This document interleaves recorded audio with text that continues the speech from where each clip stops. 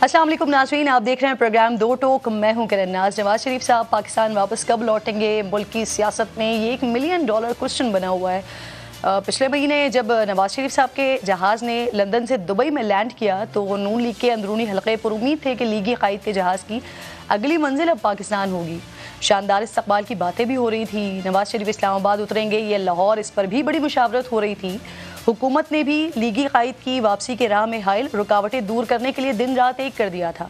ताहयात नाअहली ख़त्म करने के लिए इलेक्शन एक्ट में तरमीम की। मातहत अदलिया से आने वाले फैसलों में कहा गया कि नवाज शरीफ को सियासी इंतकाम का निशाना बनाया गया है, जिसके बाद नाज़रीन ये तासुर मजबूत हो गया कि मियाँ साहब की वापसी के लिए जो रुकावटें हैं वो बड़ी तेज़ी के साथ दूर हो रही हैं। लीगी रहनुमाओं ने भी ये कहना शुरू कर दिया था कि इलेक्शन मुहिम नवाज शरीफ ही चलाएंगे। अब खबरें ये आ रही हैं कि वो जद्दा से दोबारा सऊदीया पहुंच चुके हैं, जहां साबिक सदर आसिफ अली जरदारी पहले से मौजूद हैं। नवाज शरीफ दुबई में अहम सियासी मुलाकातों के बाद वतन वापस आने के बजाय दोबारा लंदन रवाना हो जाएंगे। यानी एक बार फिर मियाँ साहब की वापसी रुक गई है।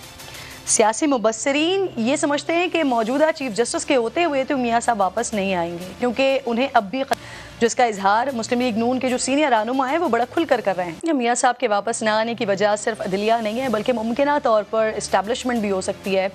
उर्दू न्यूज़ की खबर के मुताबिक पार्टी इजलास में जब नवाज शरीफ से वतन वापसी का सवाल पूछा जाता है या रहनुमा वापसी पर जोर देते हैं तो जवाब देने के बजाय मियाँ साहब खामोशी इख्तियार कर लेते हैं।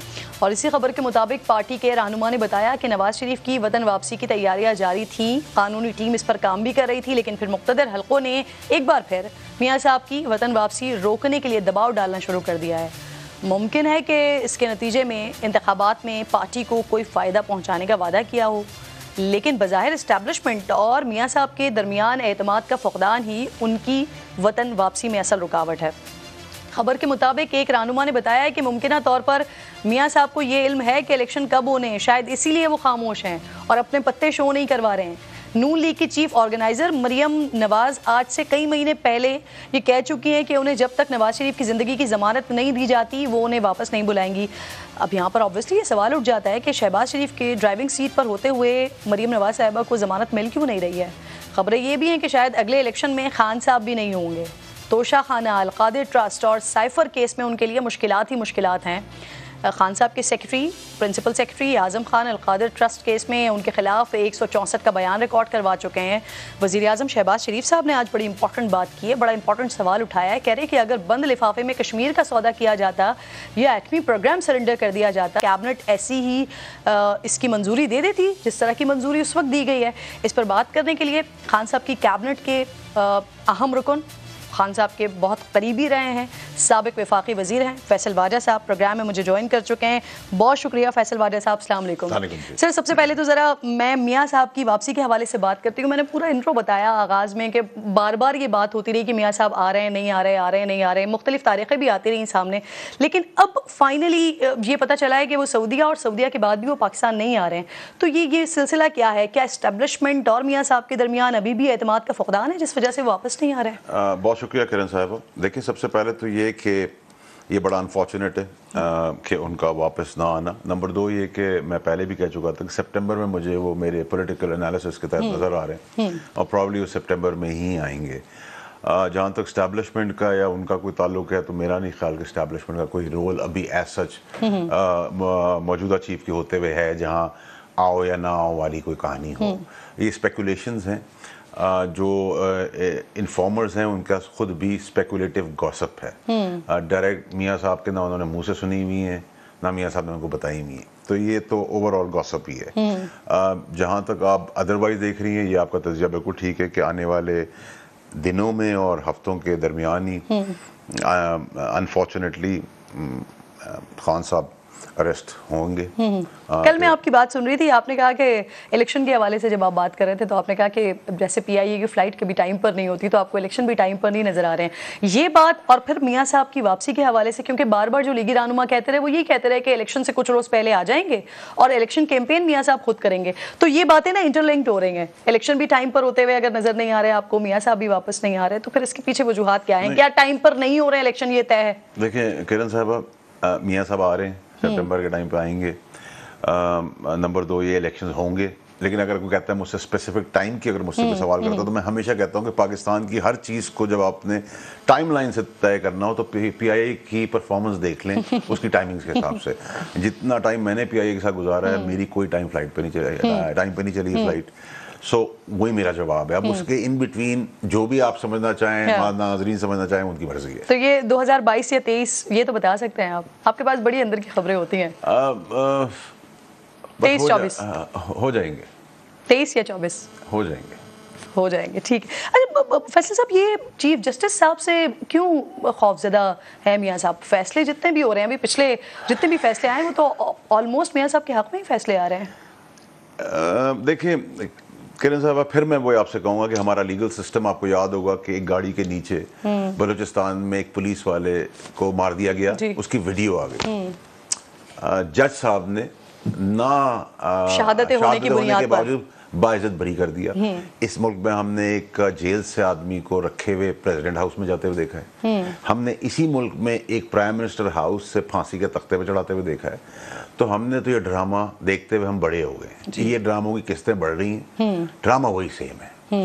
سو بائی اینڈ لارج وہ سمجھتے ہیں کہ شاید یہ چیف جسٹس جائیں گے تو اگلے چیف جسٹس صاحب جو ہیں فائزہ صاحب, جن کے ساتھ ہماری گورنمنٹ نے بہت ظلم اور زیادتی کی فار نو ریزن, کیونکہ ان کا کوئی سکور تھا جو خاص نے سیٹل کرنا تھا, اور وہ خاص کے کہنے پہ ہی ہماری حکومتوں کو چلتا پتا تھا کہ وہ ہمارے حکومت کے نوکر تھے ذاتی, جس کا بعد میں پھر عمران خان صاحب نے خود بھی کہہ دیا کہ ہم نے وہ کیس نہیں بنایا تھا. لیکن وہ تو نہ تو وہ کوئی انلیگل کام کرنے جائیں گے, نہ میں تو, کیونکہ بدیال صاحب کو چیف جسٹس صاحب کا میرا خود کیس کی سنوائی تھی, تو اس منصب پہ اللہ تعالیٰ بٹھاتا تھا. لیکن یہ ضرور ہے کہ انسانی طور پہ ہر انسان کی کسی بھی عہدے پہ بیٹھا ہو اس کی لائکنگ اور ڈس لائکنگ ضرور ہو سکتی ہے. وہ ہمیں تھوڑا نظر آ رہا ہے کہ ان کا رجحان پی ٹی آئی کی طرف ہے, دوسری طرف نہیں ہے. اس کو آپ اس پیرائے میں دے سکتے ہیں human liking and disliking. But قانونی طور پہ میں نے ان کی عدالت کو اٹینڈ کیا ہے, تو میں نہیں سمجھتا جو تہمتیں کھل کے ان پہ لگائی جا رہی ہیں وہ میں سمجھتا ہوں یہ آیا کہاں سے تھا. کیونکہ خان صاحب تو بڑا کھل کر یہ بات کہہ چکے ہیں کہ یہ ہماری طرف سے نہیں تھا, یہ کہیں اور سے کیس آیا تھا جس کو آگے پٹ کر دیا گیا تھا, اور ان کا اشارہ واضح طور پر سابق آرمی چیف کی طرف ہوتا تھا. نہیں, میرا تو نہیں خیال کہ سابق آرمی چیف کا تھا. یہ فیض آباد دھرنے سے شروع ہوا تھا, تو جو دھرنا کرانے والے خاص تھے, جو آج بھی عمران خان صاحب کے خاص پیارے ہیں, جن کا نام وہ نہیں لینا پسند کرتے, اور دونوں اسی سوچ میں بیٹھے ہوئے ہیں کہ وہ آ جائیں گے تو ان کو لے آئیں گے پرائیویٹ کیپیسٹی میں. ایگزیکٹلی. تو میچ تو ان کا تھا, اور انہی کے پریشر پہ ہماری گورنمنٹ بھی نوکری کرتی تھی اور وہ ہماری نوکری کرتے تھے. نہ پاکستان کے لیے ہم کام کر رہے تھے, نہ وہ پاکستان کے لیے کام کر رہے تھے. سب ایک دوسرے کے لیے کام کر رہے تھے کہ یہ اقتدار میں آئے گا تو مجھے کیا ملے گا, میں چیف بن جاؤں گا, میں چیف بن گیا تو ان کو پریزیڈنٹ فارم آف گورنمنٹ دے کے پریزیڈنٹ بنا دوں گا. تو کوئی بھی پاکستان کے لیے, نہ پی ڈی ایم کی پارٹیز نے کوئی پاکستان کے لیے کچھ کیا ہے, نہ ہم کچھ کر سکتے ہیں. اچھا فیصل صاحب, آپ بھی اس بارے میں بہت زیادہ ڈسکس کر چکے ہیں, اس کے علاوہ بھی دیگر لوگ بھی اس بارے میں بات کر رہے ہوتے ہیں خان صاحب اور ان کے گڑھ چوڑ کے حوالے سے. لیکن یہ جو موجودہ حکومت ہے ڈفرینٹ ایکشن لے رہی ہے, ڈفرینٹ ایویڈنسز, لوگوں کی شواہد, باتیں موجود ہیں, لیکن کیا وجہ ہے کہ ابھی تک حکومت پھر کوئی ایکشن کیوں نہیں لے سکی ہے؟ دیکھیے کرن صاحبہ, یہ ایک نکمی حکومت ہے, نالائقوں کی حکومت ہے, اور 65 سال 35-40 سال تو انہوں نے بھی حکومت کر کے پاکستان سے کوئی دودھ کی نہریں تو نہیں بہا دی. پرابلم یہ ہوا کہ جو بغض اور وینم اور نفرت ان پارٹیوں کے اندر اسٹیبلشمنٹ کے لیے, اس کو زبان اور ایکشن سے بہت زیادہ ریڈ لائنز کراس کر کے عمران خان صاحب نے ان کا کام کر دیا ہے جو یہ دل میں چاہتے تھے. اور عمران خان صاحب نے جب کیا تو وہ سمجھ رہے تھے کہ وہ اس کے بینیفیشری ہوں گے, تو بینیفیشری تو نہیں, انہوں نے اس کے تحت اپنی ایک سیاست, ایک پاپولیرٹی, ایک 2/3 میجورٹی سے آنے والا الیکشن کھو کر وہ اب جیل کی سلاخوں کی طرف جا رہے ہیں. تو کچھ خاص اس میں تھے, کچھ کیڑے تھے, کچھ سانپ تھے, اور کچھ جنبوت تھے. نہیں, آپ یہ بات آپ بار بار کریں گے, آپ کیسے کہہ رہے ہیں کہ انفارچونیٹلی آپ کہہ رہے ہیں کہ بہت جلد آپ کو کچھ عرصے میں ہی نظر آ رہا ہے خان صاحب کو جیل کی سلاخوں کے پیچھے جاتے ہوئے. القادر ٹرسٹ والا معاملہ دیکھ لیجئے, یا 190 ملین پاؤنڈ والا معاملہ دیکھ لیجئے, جو توشہ خانہ کیس دیکھ لیجئے, اس میں ابھی بیانات, اسٹیٹمنٹس وغیرہ شروع ہوئے ہیں, اور یہ پروسیڈنگز میں بھی بڑا ٹائم لگتا ہے. تو یہ اتنا جلدی آپ کو لگتا ہے کہ بس کچھ ہفتوں کی اور کچھ دنوں کی بات رہ گئی ہے؟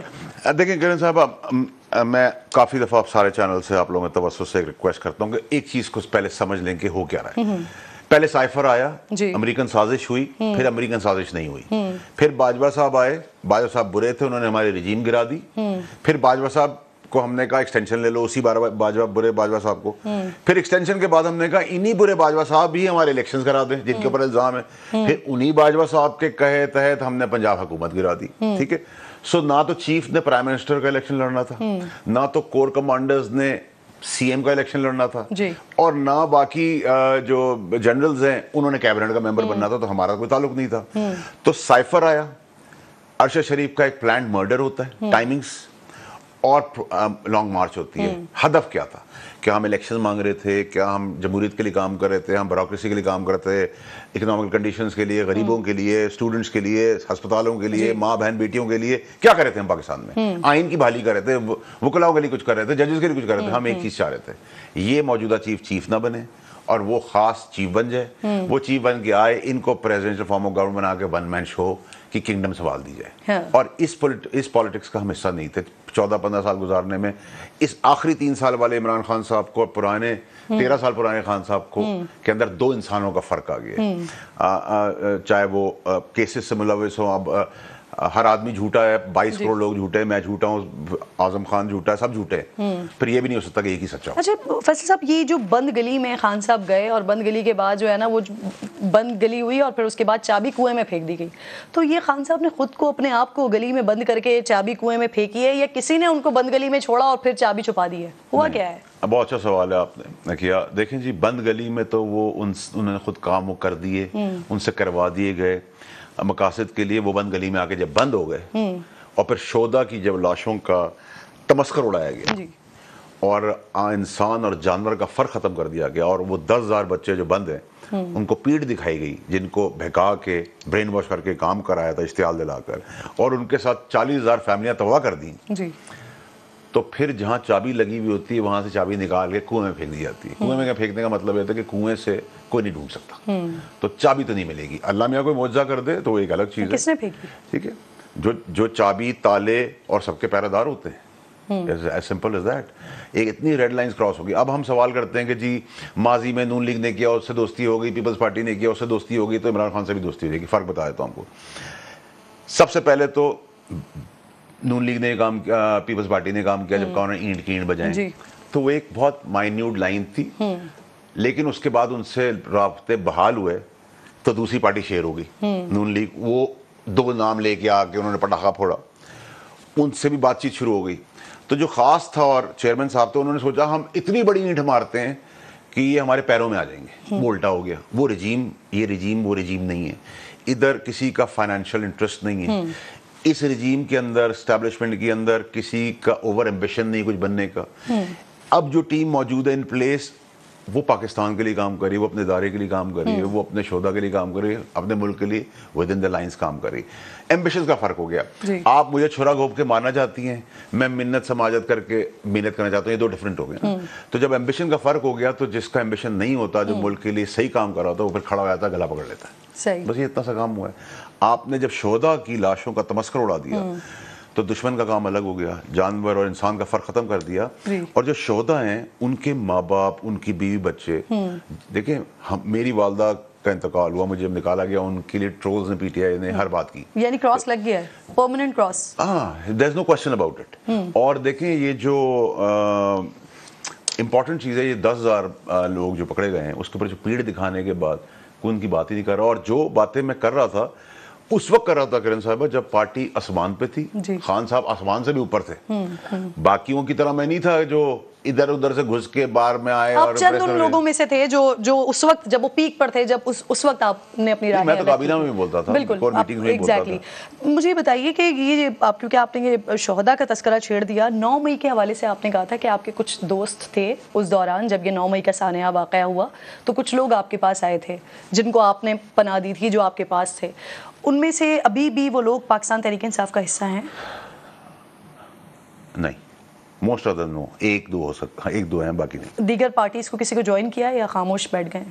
کچھ نے کیا ہے, کچھ نے نہیں کیا. ٹھیک ہے. 190 ملین پاؤنڈ والا معاملہ, اس کو آغاز کیا آپ نے, چھیڑنا آپ نے شروع کیا, اور پھر اس کے بعد اب اس کے معاملات آگے بڑھتے جا رہے ہیں. یہ جو آپ نے بتایا تھا کہ سیلڈ لفافہ تھا, اب اس کے 3 اسٹیٹمنٹ سامنے آ گئے ہیں. ایک آپ کا اسٹیٹمنٹ, آپ نے کہا سیلڈ لفافہ ہے, فواد چودھری صاحب کا اسٹیٹمنٹ, پھر اس کے بعد شہزاد اکبر صاحب کا statement, and then Azam Khan صاحب کا اسٹیٹمنٹ. آپ کے مطابق خان صاحب لا علم لگ رہے تھے, لیکن شہزاد اکبر صاحب نے یہ دعویٰ کیا کہ آپ غلط کہہ رہے ہیں.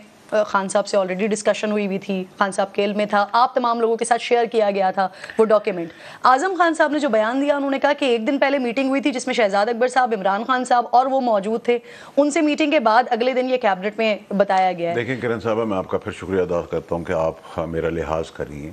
انہوں نے مجھے شہزاد اکبر نے یہ نہیں کہا کہ میں غلط کہہ رہا تھا, انہوں نے کہا میں بہت جھوٹا آدمی ہوں, ٹھیک ہے. اور میں نے ان کو 2 شوز میں گواہوں جو اس وقت کے وزیر تھے ان کے تحت, ایک شاہ زیب صاحب کا شو تھا اور ایک وسیم بدامی صاحب کا شو تھا, پروف کیا کہ یہ جھوٹا آدمی ہے, بگوڑا ہے اور ملک سے بھاگا ہوا ہے. نمبر 1. نمبر 2 یہ کہ میں نے کہیں نہیں کہا کہ لا علم تھے. میں نے یہ کہا کہ جب اندر پرائم منسٹر کے کمرے میں جو میٹنگ ہوئی شہزاد اکبر کی اور پرنسپل سیکرٹری اور عمران خان صاحب کی, اس میں تو ہم میں کوئی موجود نہیں تھا. تو جب میں موجود نہیں تھا تو میں کیا بات کر سکتا ہوں. کیبنٹ کی میٹنگ سے پہلے کچن کیبنٹ تھی جس کا میں حصہ تھا, اس میں میرا شہزاد اکبر کا جھگڑا ہوا. اس کو پاس کرانے کی بہت جلدی تھی خان صاحب کو.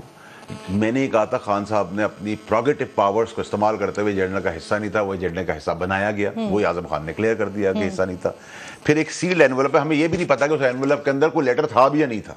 ہمیں کہا گیا اس پہ بات نہ کرو. میں نے اس وقت آبجیکشن کیا, میں نے کہا نیب کا کیس بنے گا. مجھے فواد چودھری نے انڈورس کیا, شیریں مزاری صاحبہ نے جب کہا تو ان کو چپ کرا دیا گیا, اور 2.5 سے 3 یا 3.25 منٹ کے اندر یہ ریپ اپ کر دیا گیا. چپ کس نے کروایا تھا؟ عمران خان صاحب نے. اوکے, ٹھیک ہے. تو اس کا بینیفیشری تو کوئی اور نہیں ہے نا. یہ دیکھیں عمران خان صاحب ہیں, ان کے گھر تک تانے بانے اس کے جاتے ہیں. شہزاد اکبر ٹائپ لوگ ہو سکتے ہیں اور خاص ہو سکتے ہیں, اور باقی جو اس کے اندر تھے, پر ٹرسٹی چینج ہو گئے, پر ٹرسٹی دوسرے آ گئے. تو اگر اس میں بلیک اینڈ وائٹ کوئی چیز تو کرنے کی ضرورت نہیں. یعنی فیصل صاحب یہ بالکل کلیئر لائن ہے کہ خان صاحب کے علم میں تھا اور ان کی اجازت سے ہی ہوا. جو دیکھیں یہ پاسبل نہیں ہے. ایسے بہت سارے ایجنڈاز آتے تھے جو 6 مہینے تک پاس نہیں ہوتے تھے. جب اس میں آبجیکشن تھا, اس پہ بات ہی نہیں کرنے دی, اور اس سے پہلے ایک زمین دے دی گئی. اس زمین کا ٹرسٹی پہلے کوئی اور تھا, پھر ٹرسٹی کوئی اور بعد میں بنا, اور ہم نے کیا اللہ واسطے کام کیا. جب اور سب سے امپورٹنٹ چیز جو شاہ زیب صاحب نے بریک کی, اور کرن صاحب I want you to look into it also, کہ جو میں نے ایگزیکٹلی کہا تھا, جو کلاس نمبر 10 ہے, وہ یہ کہتا ہے کہ یہ پیسہ ایکس چیکر اکاؤنٹ میں آنا تھا. تو اگر اس میں رشوت نہ بھی ہو تو یہ بے ایمانی اور فراڈ کے زمرے میں آتا ہے, کیونکہ کیبنٹ کی اپروول ایکس چیکر اکاؤنٹ کے لیے اور گئے دوسرے اکاؤنٹ کے اندر ہے, اور جنہوں نے دینے تھے انہوں نے اوور اینڈ ابو دینے تھے پیسے. تو اتنا بڑا فیور آپ نے اربوں روپے کا, باقیوں کو تو آپ نے چائے کی پیالی نہیں دی, تو ان کو اربوں روپے کا بھی فیور دے دیا. اور پھر دوسری چیز ہے کہ خان صاحب کی کابینہ کے اندر وہ لوگ انکلوڈنگ کراچی کے جن کے پاس روٹی کھانے کو پیسے نہیں تھے, ان کے بنگلے, گاڑیاں, بیگ, بچے, میڈز ویڈز کہاں سے آ گئیں. اس کے لیے آپ کو راکٹ سائنس کی ضرورت ہے.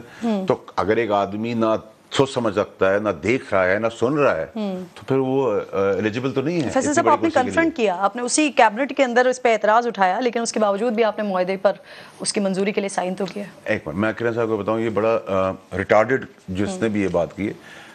آپ کیبنٹ میں کوئی چیز سائن نہیں کرتے. کیبنٹ میں میجورٹی از دی اتھارٹی ہوتا ہے. It's basically an approval. جو کیبنٹ کا سیکرٹری اس کو اپروول کی منٹس بنا دیتا ہے. شہزاد اکبر صاحب کا دعویٰ یہ ہے کہ منٹس کے اندر میری ریزرویشن نہیں ہے.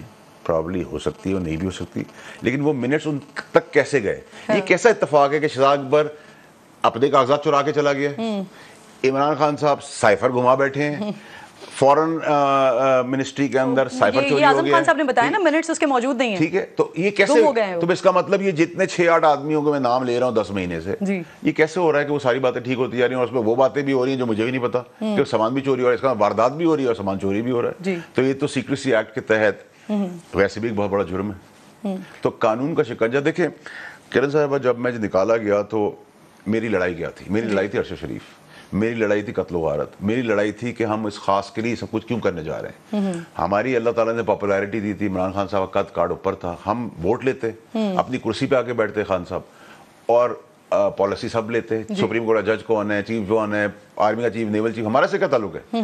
ہم پرائم منسٹر ہیں عمران خان صاحب, ان کی پالیسی ہے وہ سب ٹو کریں گے.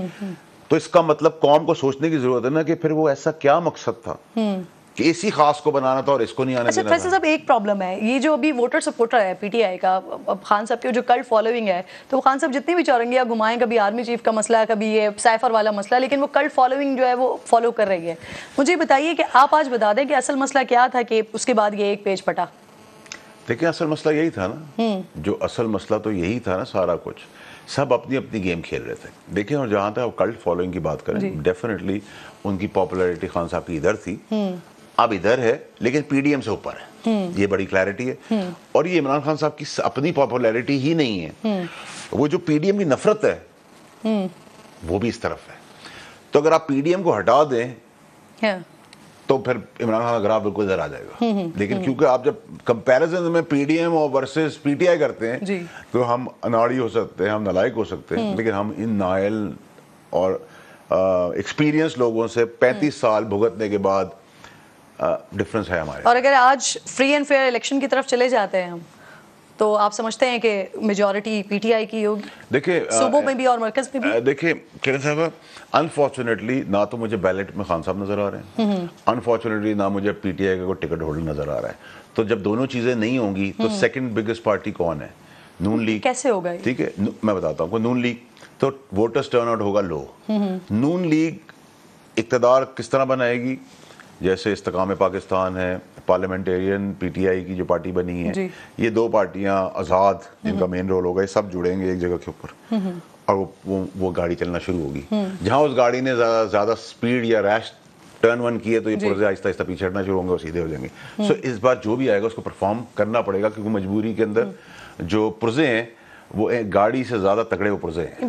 اینی پاسبلٹی کہ الیکشن سے کچھ دن پہلے پی ٹی آئی پر پابندی لگ سکتی ہے؟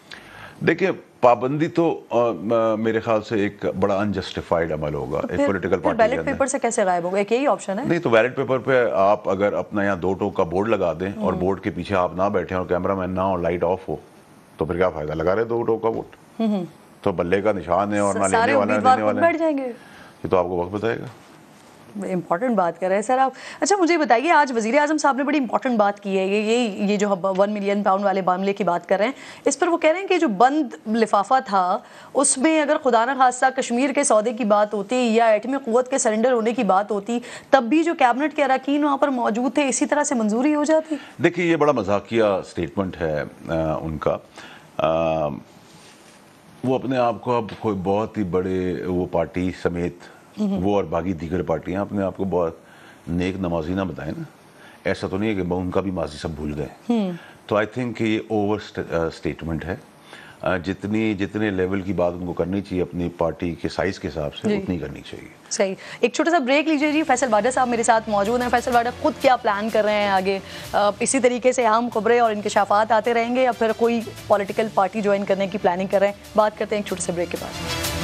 ویلکم بیک ونس اگین جی. بڑی امپورٹنٹ ڈسکشن یہاں پر چل رہی ہے. سابق وفاقی وزیر اور سینئر سیاستدان فیصل واڈا صاحب پروگرام میں میرے ساتھ موجود ہیں. فیصل صاحب, آپ کو میں نے بار بار یہ کہتے سنا کہ آج سے 3-4 سال پہلے خان صاحب ایک مختلف پرسنالٹی تھے اور اب ایک مختلف پرسنالٹی ہیں. پھر وہ جملے بھی آپ کے آج کل زبان زد عام ہیں, 2 خاص, کچھ سانپ اور کچھ کیڑے.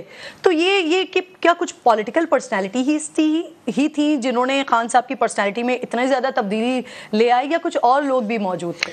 دیکھیں صاحب, جب خاص کی بات کرتا ہوں تو وہ تو نان پولیٹیکل لوگ ہوئے اور طاقتور لوگ ہوئے. جب میں سانپ کی بات کرتا ہوں تو کچھ تو آگے جو چاروں طرف کھیل رہے تھے وکٹ کے, وہ پکڑے بھی گئے اور اب انسان بھی بن گئے ہیں. اور عمران خان کو ہٹا کے خود بننا چاہتے تھے تو وہ تو آ گئے سانپوں میں. کیڑوں میں تو آپ کو پتہ ہے چائنیز کوالٹی ہے, 3rd کلاس کوالٹی, کراچی میں بھی ہے, ادھر ادھر بھی ہے. کچھ ایسے بھی ہیں جنہوں نے کہا تھا گولی مار دیں ہمیں سر پہ, ہم خان کو نہیں چھوڑیں گے, اگلے دن چھوڑ دیا. اور پھر کچھ جن بھوت ہیں. تو ان جن بھوتوں کو سب کو جب ملا لیں, اور میں آپ کو بہت طریقہ آسان بتاتا ہوں. دیکھیں کرن صاحب, میں آپ کو کہوں کہ آپ ایک ایسی اینکر ہے جس کا مقابلہ پوری دنیا میں نہیں ہے. کیمرہ مین بھی آپ کو ایک ہے, لائٹ والا بھی ایک ہے, یہ بھی ایک ہے, آپ کا ڈرائیور بھی ایک ہے, آپ کا شوہر بھی ایک ہے, آپ کے بچے بھی ایک ہیں, اور آخر میں جو پانی دینے ملازم آئے وہ بھی آپ کو ایک ہے. اور پھر کچھ منافق مولوی آپ کو آ کے بڑی بڑی ہستیوں کے نام سے لے کے بولیں کہ خواب میں آیا ہے کہ آپ ہی ہیں. تو انسان ہے, ہر انسان اپنا دماغ کھو بیٹھتا ہے, چاہے وہ میں ہوں, آپ ہوں, بڑے بڑے لوگ ہوں. ٹھیک ہے, وہی ہوا جو ان کا ایک ٹیم ایفرٹ ہوا. ایک خاص کے لوگ جن بھوتوں کی شکل میں وہ چیز بتاتے تھے. کون مولوی تھے؟ کیا کہتے ہیں؟ دیکھیے میں ابھی کرن صاحبہ اس لیے نہیں کہتا کہ اتنے سارے بحران میں پاکستان پھنسا ہوا ہے ایک مذہبی بحران نہ شروع ہو جائے، لیکن یہ میں آپ کو ضرور بتاتا ہوں کہ جب میں کھولوں گا سب چیزیں اور انشاءاللہ اللہ کے حکم سے ارشد شریف سے چیزیں یہ جب کڑیاں ارشد شریف کے قتل سے شروع ہوں گی اور ارشد شریف کے قتل کے اندر آپ دیکھیں گی نہ خاص نہ عام نہ لاڈلا نہ پیارا نہ فون چھپانے والا نہ ایئرپورٹ بٹھانے والا نہ ملک سے باہر جانے والا نہ ہراس کروانے والا کوئی نہیں بچے گا، یہ میری کنوکشن. اور یہاں سے یہ آپ نے نا بڑی یہ ہاربل انکشاف آپ کر رہے ہیں. میں بالکل کر رہا ہوں. ایک ریاست مدینہ کے دعوے دار اور ان کے بارے میں آپ بتا رہے ہیں کہ مولوی آ کر اگر ان کو اس قسم کی باتیں کہیں کہ جی خواب میں آئی ہیں چیزیں اور خواب میں کسی نے بتایا کہ آپ یہ ہیں آپ وہ ہیں. دیکھیں میں اللہ سے توبہ کر کے آپ کو ایک چیز ضرور کہوں گا، اللہ معاف کر دے مجھے، میں خود بہت گناہگار آدمی ہوں، لیکن آپ کو ماتھا ٹیکنے کی اجازت نہ صرف اللہ کے دربار میں، آپ کسی اور دربار میں نہیں. آپ ہر بزرگ کے وہاں جا کے فاتحہ پڑھ سکتے ہیں، سجدہ نہیں کر سکتے. بس جس دن وہ ہو گیا اسی دن میں ڈر گیا تھا. باقی اللہ تعالیٰ میرے گناہ معاف کر دے، اور اگر میں نے کوئی بات ایسی کر دی. بہت سے لوگوں نے اس وقت کہا کہ وہ احتراماً چوکھٹ کو چوم رہے تھے، سجدہ نہیں کیا تھا. نہیں دیکھیں ماتھا ٹیکنا صرف آپ کا اللہ کے آگے بنتا ہے. اللہ کے علاوہ آپ کسی کے آگے سجدہ نہیں کر سکتے. آپ ہر جگہ پہ دعائیں مانگ سکتے ہیں، فاتحہ کر سکتے ہیں. ان مولوی حضرات کے بارے میں ذرا اگر کچھ آپ بتا سکیں، بھلے سے نام لا لیں، شروع کے کچھ ورڈز الفابیٹ بھی بتا دیں ہمیں. ارے آپ دیکھیں کرن صاحبہ آپ بھی بہت سمارٹ ہیں اور ہماری عوام بھی بہت سمارٹ ہے، بڑے فالوورز ہیں، اور یہ ہر کوریڈور میں ہوتے ہیں پاور کے. ایک تو آج کل بھی مجھے نظر آ رہا ہے، وہ تو نہیں ہے جو حضرت قائد اعظم کے بعد انہیں دنیا کے سب سے بڑا لیڈر مانتے تھے. جس دن ارشد شریف کا کیس کھلے گا انشاءاللہ اللہ کے حکم سے اور نام لینے کی فہرست ہوگی، اس دن تو بحران پاکستان میں اس دن آئے گا. میں بہت رسپانسبلٹی دکھا رہا ہوں، میں یہاں تک تو آ چکا ہوں، بس تھوڑا سا ٹائم رہ گیا. اگر نہیں میں نے دیکھا قانون کرتے ہوئے کام تو میں پھٹ پڑوں گا، باقی پھر اس کا دیکھی جائے کیا ہوتا ہے. جی بہت بہت شکریہ فیصل واڈے صاحب، تھینک یو سو مچ. آپ نے اپنا قیمتی وقت دیا اور بہت سارے انکشافات والا پروگرام آج کا رہا ہے. لیٹس سی کہ فیصل واڈے صاحب ان چیزوں کے مزید جو ہے حقائق کب تک وہ سامنے لے کر آتے ہیں. ایک اور بڑی تشویشناک خبر ناظرین آ رہی ہے سامنے. جنوبی پنجاب کی سب سے بڑی سرکاری جامعہ ہے اسلامیہ یونیورسٹی بھاولپور، جس میں مجموعی طور پر 50,000 سے زائد طلباء و طالبات زیر تعلیم ہیں. 2 روز پہلے پولیس نے یہاں کے چیف سیکورٹی آفیسر کو منشیات فروشی کے الزام میں گرفتار کیا، جس سے بھاری مقدار میں آئس، دیگر نشاور اور ممنوعہ جنسی ادویات کی برآمدگی کا دعویٰ کیا گیا ہے. صرف یہی نہیں ہے بلکہ پولیس کی طرف سے یہ دعویٰ بھی سامنے آیا ہے کہ ملزم کے موبائل فون سے مبینہ طور پر سینکڑوں نازیبہ ویڈیوز بھی ملی ہیں، جن میں سے بیشتر یونیورسٹی سٹاف اور طالبات کی ہیں. اسلامیہ یونیورسٹی نظامی افسران سے منشیات کی برآمدگی کا یہ 1 ماہ کے دوران دوسرا واقعہ ہے. اس سے پہلے پولیس ڈائریکٹر فائنانس کو بھی آئس رکھنے کا الزام میں گرفتار کیا جا چکا ہے، جبکہ اس سے پہلے بھی کئی مواقع پر یونیورسٹی کے طلباء سے منشیات برآمد ہونے کی خبریں بھی میڈیا میں رپورٹ ہوتی رہی ہیں. تازہ تحقیقات جو ہوئی ہیں اس کے مطابق گرفتار ملزمان نے مبینہ طور پر اعتراف کیا ہے کہ یونیورسٹی کے اندر اور باہر فارم ہاؤسز پر فحش پارٹیز ارینج کی جاتی تھیں، جن میں طالبات کو مبینہ طور پر زبردستی نشے کی لت لگا کر ان کا جنسی استحصال کیا جاتا تھا. اور اس مکروہ دھندے میں اساتذہ کے ساتھ ساتھ مختلف شعبوں کے HODs بھی ملوث ہیں، جبکہ 11 ایسے طلباء بھی ان سرگرمیوں میں شامل ہیں جو پہلے سے کرمنل ریکارڈ رکھتے ہیں. پولیس اپنی رپورٹ میں بتا رہی ہے کہ نگراں وزیر اعلیٰ پنجاب کو ارسال کر دی گئی یہ رپورٹ، جس کی بنیاد پر آگے کی کارروائی کا فیصلہ ہونا ہے. لیکن یونیورسٹی انتظامیہ ان الزامات کو من گھڑت کہہ رہی ہے. ان کا موقف ہے کہ افسران کو بوگس کیسز میں پھنسایا جا رہا ہے، یونیورسٹی کی ساکھ کو مجروح کیا جا رہا ہے، جس کے خلاف ان کی لیگل ٹیم نے آج لاہور ہائی کورٹ سے رجوع کرتے ہوئے جوائنٹ انویسٹیگیشن ٹیم اور جوڈیشل انکوائری کا مطالبہ کیا ہے. جبکہ وائس چانسلر ڈاکٹر اطہر محبوب کی طرف سے جامعہ کے تمام افسران اور ملازمین کے بلڈ ٹیسٹ کروانے کا اعلان کیا گیا ہے تاکہ حقائق سامنے آ سکیں. یہ ناظرین اس نوعیت کا پہلا کیس نہیں ہے. گزشتہ کئی سالوں سے ملک کے مختلف یونیورسٹی اس طرح کی جنسی اور منشیات فروشی کے اسکینڈلز بڑے تواتر سے سامنے آئے. گومل یونیورسٹی کا اسکینڈل سامنے آیا، پروفیسر پر طالبات کے جنسی استحصال اور بلیک میل کرنے کے الزامات لگے. ناکافی شواہد کی بنا پر پھر وہ بری بھی ہو گئے. اسی طرح کا ایک اور کیس بلوچستان یونیورسٹی کا بھی ہے، جہاں وائس چانسلر اور سیکورٹی ہیڈ سمیت 5 ملازمین پر طالبات کی خفیہ ویڈیوز بنانے اور ہراساں کرنے کے الزامات لگے، لیکن انہیں صرف برطرف کرنے پر اکتفا کیا گیا کیونکہ انتظامیہ کمیٹی میں ٹھوس ثبوت سامنے نہ آنے سے ہی متاثرہ افراد پیش نہیں ہوئے. اس کے علاوہ بہاؤالدین زکریا یونیورسٹی ملتان، قائد اعظم یونیورسٹی اسلام آباد، کراچی یونیورسٹی اور مردان یونیورسٹی سمیت کئی بڑی جامعات میں منشیات فروشوں کے کئی گروہ पकड़े जा चुके हैं और हालिया स्कैंडल का तो मुकम्मल ऑब्वियसली इन्वेस्टिगेशन होगी, उसके बाद ही सामने आएगी। लेकिन इस वक्त यूनिवर्सिटी के स्टूडेंट्स और उनके वालिदैन सख्त तशवीश और अजियत में मुब्तला हैं। BBC की जो रिपोर्ट आई है, उन्होंने ऑफ द रिकॉर्ड कुछ स्टूडेंट्स ने गुफ्तगू की है, तो उन्होंने बताया कि उनके घर वालों की जानिब से रोका जा रहा है कि यूनिवर्सिटी ना जाया जाए। अलबत्ता किसी भी तालिबा ने ऐसे किसी नाजेबा वाक़े के हवाले से कोई तस्दीक नहीं की है। अब देखना होगा कि निगरां पंजाब हुकूमत इस इशू पर किस हद तक संजीदगी का मुजाहरा करती है और पंजाब पुलिस अदालत के सामने इस हवाले से ठोस शवाहिद सामने लाती है, या फिर ये केस भी बाकियों की तरह अदम शवाहिद की बिना पर ही ख़त्म हो जाएगा। ब्रेक लीजिए। प्रोग्राम में एक बार फिर खुशामदीद कहती हूँ जी आपको। गांधी का हिंदुस्तान दरिंदा मोदी ने रेपिस्तान में बदल डाला है। राजधानी दिल्ली हो या मणिपुर, इनमें अब ख़वातीन से ज़्यादा गाय महफूज हैं।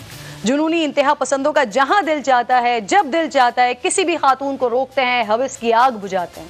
कोई कुछ नहीं बिगाड़ सकता इनका। रेपिस्तान में हर रोज एक दो नहीं बल्कि तकरीबन 85 खवातीन की इज्जत दागदार की जाती है। अगर 2010 से 2021 तक के आदाद शुमार पर नजर डाली जाए तो इन 12 सालों में रेप के 3,73,000 से ज्यादा केसेस रिपोर्ट हुए हैं। 2 रोज पहले नाज़रीन सोशल मीडिया पर एक ऐसी ही वीडियो वायरल हुई है जिसने देखने वालों के दिल दहला दिए। रेपिस्तान की रियासत मणिपुर में इंसानियत तो क्या, हैवानियत से आ रही चंद इंसानी रूप धारे शैतानों ने मसीही अक़लियती कबीले की निहत्ती ख़वातीन और मर्दों के साथ वो कुछ किया कि यहाँ बयान करना भी मुश्किल है। सैकड़ों के हुजूम ने 2 ख़वातीन का गैंग रेप किया और फिर उन्हें बरहना करके सड़कों पर घुमाया। हुजूम जानवरों की तरह ख़वातीन को हाँकता रहा, तंग करता रहा। अफसोस, हैरत और जहन माफ कर देने वाली बात यह है कि ये सब कुछ पुलिस की तहवील से इन ख़वातीन को अगवा करने के बाद इन्हीं कानून के रखवालों की मौजूदगी में होता रहा और आसपास खड़े लोग वीडियो बनाकर मजे लेते रहे। कहा जा रहा है कि इन ख़वातीन के साथ मौजूद 2 मर्द हजरात ने उन्हें बचाने की कोशिश की तो उनको भी मौत के घाट उतार दिया गया। रेप से मुतासिर होने वाली लड़की ने द टेलीग्राफ को जो कहानी सुनाई है वो इंसानियत को शर्मा देने के लिए काफ़ी है। मुतासिरा लड़की ने बताया कि आधे घंटे से ज़्यादा वो लोग उन्हें किसी फुटबॉल की तरह लाते मारते रहे। लोग टोलियों में इन ख़वातीन पर कूद रहे थे, लेकिन मणिपुर में जिन इंतहा पसंदों ने ये सब कुछ किया वो यकीनन इंसानियत के दर्जे से बहुत पस्ती में गिर चुके हैं। दूसरी तरफ ज़रा सी बात पर आसमान सर पर उठा लेने वाले रेपिस्तान का मीडिया ये भी मुंह में उंगलियां डाले बैठा रहा। ये अफसोसनाक और रोंगटे खड़े कर देने वाला वाकया तकरीबन 2.5 महीने पहले 4 मई को पेश आया था और ये मीडिया पर सिर्फ 2 रोज पहले रिपोर्ट हुआ। रेपिस्तान के प्रधानमंत्री दरिंदा मोदी और वज़रा को भी लब कुशाई करने में 77 दिन लग गए।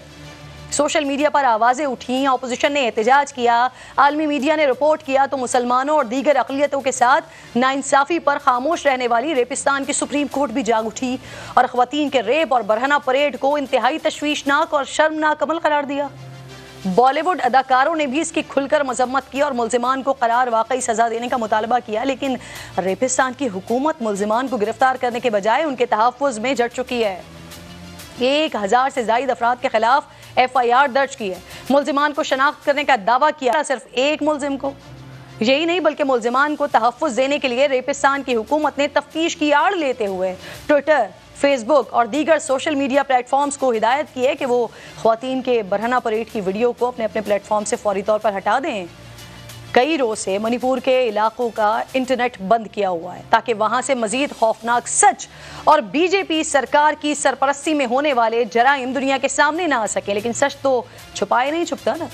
इंटरनेट खुलते ही इलाके से मजीद खौफनाक वीडियोस सामने आने लगी हैं और उनमें हौलनाकियत ऐसी है कि इनको देखना तो दूर की बात, जो किसी बहवास शख्स के शायद बस में ना हो।